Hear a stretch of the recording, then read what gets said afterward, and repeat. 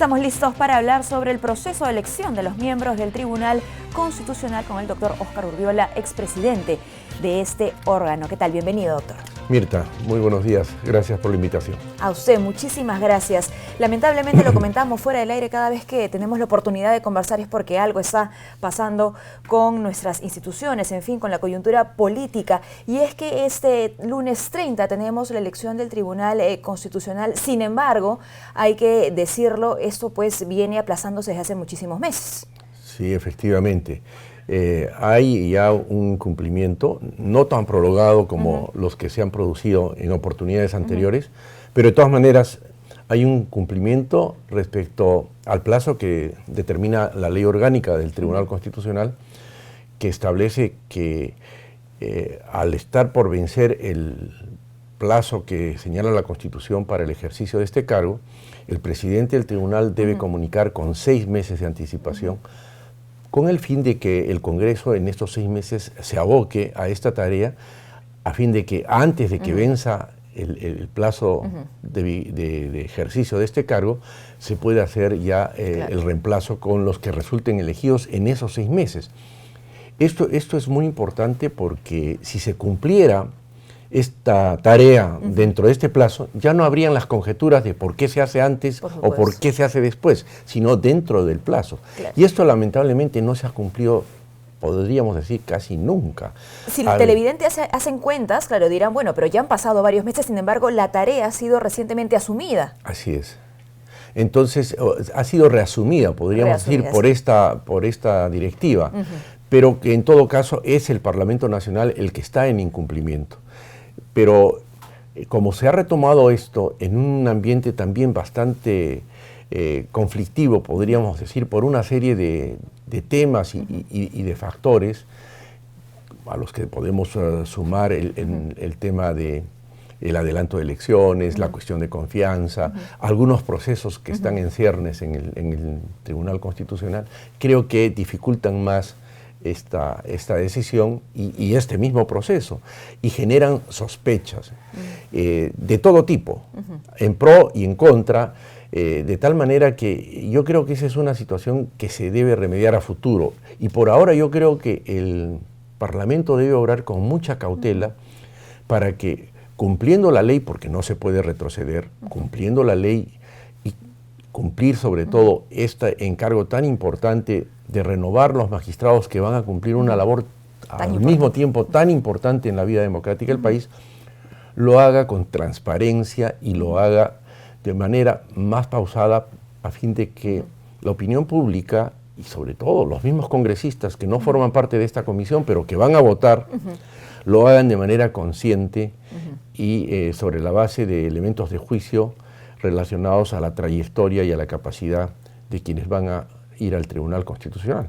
Sobre estos dos aspectos que ha mencionado, por un lado la transparencia y la legitimidad, es que han habido lamentablemente cuestionamientos. Yo le consulto directamente, ¿hay una base jurídica para estos cuestionamientos? ¿Sería posible la anulación de la elección del lunes 30? Los actos, tanto públicos como también los actos privados, tienen causales específicas de anulación, que la nulidad genera prácticamente la inexistencia de un acto por causas que nulifican su eficacia. Al menos no he escuchado algún argumento jurídico que avale esta solicitud de nulidad de este proceso, ¿no?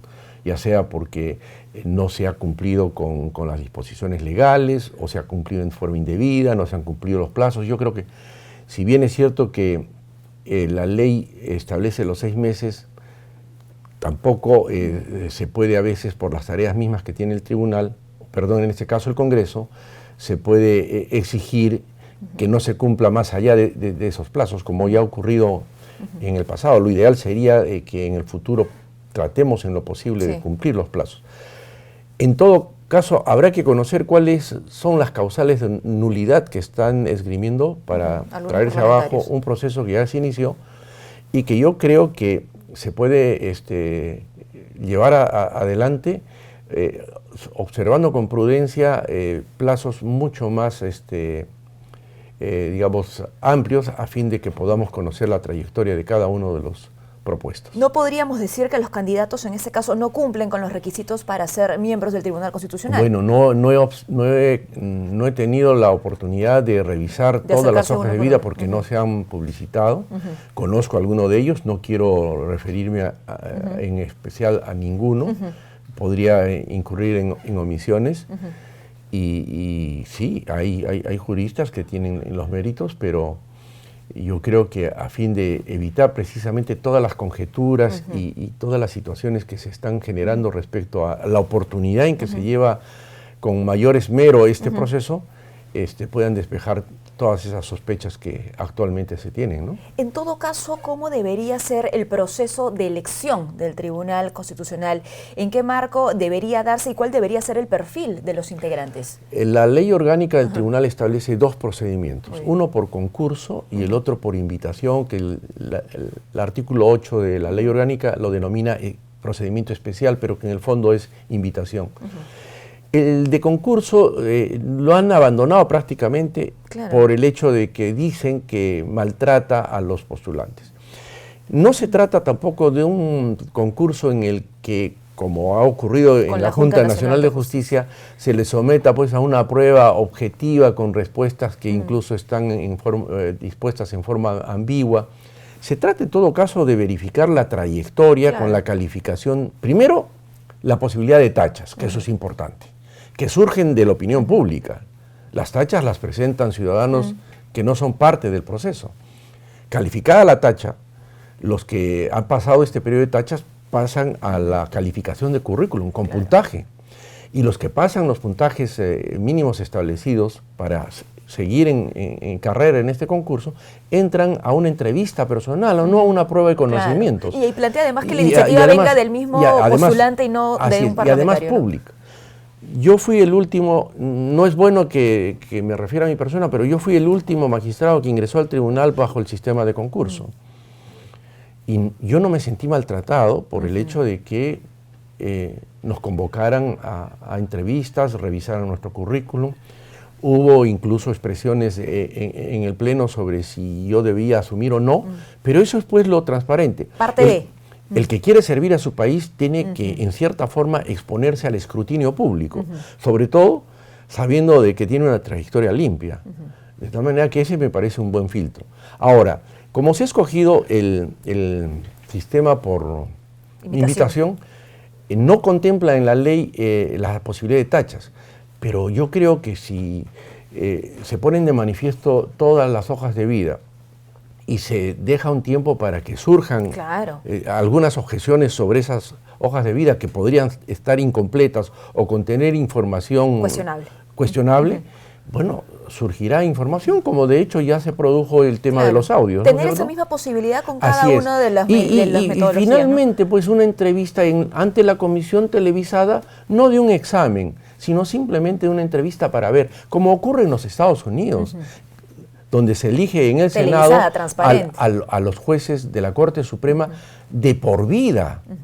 Y son los senadores los que hacen preguntas. ¿Quién le puede tener miedo a una entrevista de ese tipo, ¿no es cierto?, donde se va a poner de manifiesto la trayectoria no solamente académica, sino personal de quien aspira a ser uno de los garantes del orden constitucional? Por supuesto. Yo creo que no. Entonces, aquí creo que se ha privilegiado esta posibilidad de prácticamente una elección meramente política en función a los que están más próximos a una determinada corriente política o a una bancada. Creo que todavía es tiempo para que se pueda quizás enmendar esto, poniendo de manifiesta las hojas de vida de cada uno de ellos. Lamentablemente estamos entrampados, no de ahora, desde hace mucho tiempo en esta discusión entre lo legal y lo político, ¿no? Y cómo aprender a diferenciarlo. Nosotros los ciudadanos, pero también nuestras autoridades, que es lo más importante, quienes deciden el rumbo del país. Efectivamente, sí. Es cierto de que las decisiones sobre este aspecto tienen bastante de un ingrediente político, pero también no podemos dejar de lado las disposiciones legales que son importantes para que este organismo, que es tan importante en la vida democrática del país, que es el garante del orden constitucional, que es el garante de los derechos fundamentales de la persona y que además funciona como árbitro entre los distintos poderes del Estado cuando hay contiendas de competencia, y que por otro lado, bajo un sistema unicameral, prácticamente actúa como un pequeño Senado. Yo creo que esa tarea la tenemos que dejar en manos de quienes verdaderamente han acreditado una trayectoria impecable y que, bajo toda prueba, estamos seguros van a cumplir esta misión a cabalidad. Siempre nos gusta involucrar al ciudadano, por supuesto, en todo lo que tiene que ver con la política de nuestro país, con el desarrollo político, legal también. En este caso, ¿qué tipo de mensaje tendrían que tener nuestros televidentes cuando no hay la opción aún, ¿no?, de formular, por ejemplo, algún tipo de tacha frente a alguno de los candidatos, ¿no? ¿Cuál tendría que ser la mirada del peruano frente a esa próxima elección?